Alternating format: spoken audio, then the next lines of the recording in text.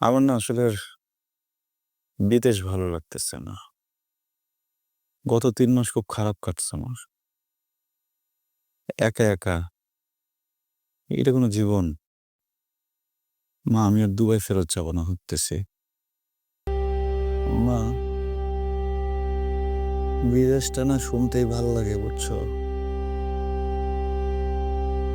বাস্তবে অনেক ভয়ংকর। ফাটায় জ্বর আসলেও মাথায় হাত দেওয়ার মতো কেউ এখানে থাকে না। আমি আর ভিতরে যাব না মা।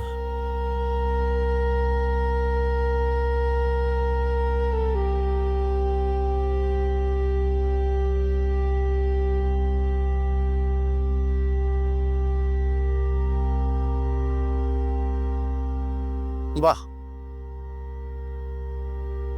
বাহ, বাহ, বাহ, বাহ! ভালোই তো শুনলাম সবকিছু।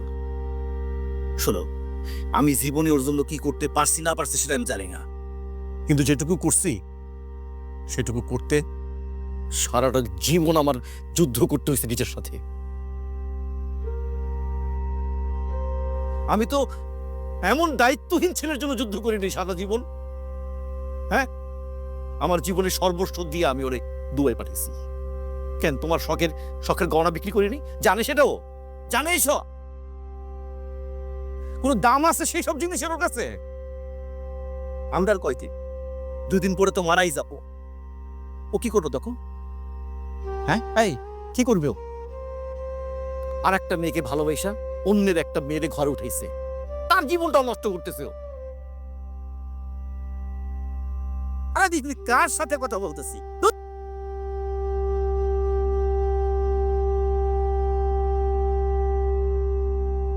মা, তুমি তো তারে বোঝো মা। সে আমার তুই যা, আমি এখন ঘুমাবো।